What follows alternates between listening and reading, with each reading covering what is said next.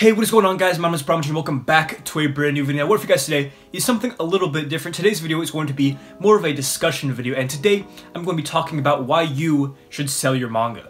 Now, I know that may sound a little bit misleading, but what I mean by that is why you should sell manga that you don't like or aren't interested in rereading instead of just keeping it on your shelves. I feel like a lot of the time when I'm watching a manga collection video or something like that, someone will be talking about something on their shelf and they'll say, yeah, I didn't really like this, it wasn't very good, I probably won't read this again. And then when they do an updated manga collection video a year later, it's still on their shelves. It's something I've really never understood, but it's something that I've tried to implement into my own collecting habits, is not keeping anything that I don't like or I don't really see myself reading again. So today in this video, I'm going to go over the 3 reasons why I think that you should let go of that manga that you bought, but you don't really plan on reading. You read it, you didn't really like it, or you liked it, but you don't really think you're going to reread it anytime soon.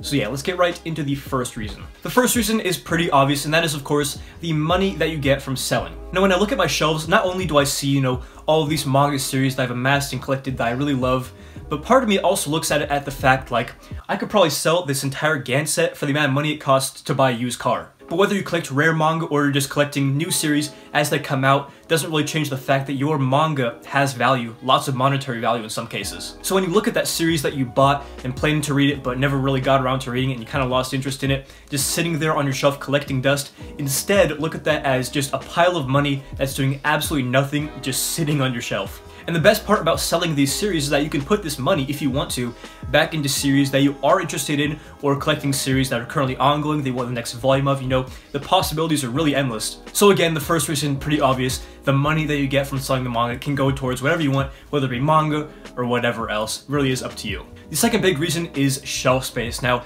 as I've continued to fill up shelves with manga, I've begun to realize the true struggle of having space for all the stuff in my collection. When I first got into manga collecting, I saw people in their manga collections say, space is one of the biggest issues when it comes to manga collecting. I really didn't think too much of it because I never even saw myself filling up one shelf with manga. But here I am, present day, with 4 whole shelves completely filled with manga.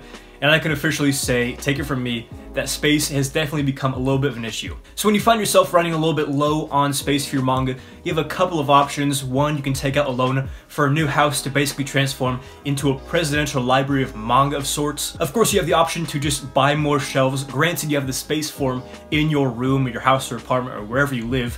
And of course, the most obvious option, the one that I found myself doing the most, is just selling manga. Whenever I get a new manga series that I want to put on my shelves, it really does force me to reflect and look at my shelves and say, what am I not enjoying? What can I, see myself getting rid of? What will I probably not read again? And then replace that series with a new. And honestly, it's kind of nice and refreshing when you're really forced to trim the fat of your collection, when you're running out of space. And you can have this constantly growing and evolving manga collection that in turn will have probably higher quality than it will as time goes on because it's more centered on what you really end up enjoying. That's what sticks on your shelves. And that directly goes into the third reason why I think that's really important to sell manga that you don't see yourself rereading or that you don't like, instead of just having it sit on your shelves. And that is, of course, your manga collection becomes more you. Now, what do I mean by that? When I look at my shelves, I see nothing but stuff that I absolutely love, that I adore, that I'm interested in, stuff that is a true reflection of my taste. When you look at my shelves, you'll see my favorite stories,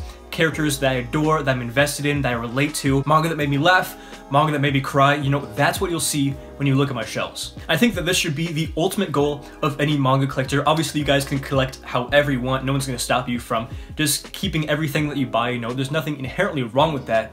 But it's just not the way that I would recommend. Because I feel like it's a lot more rewarding to have maybe a smaller collection of stuff that you really do enjoy. Not that you could really call my collection small at this point.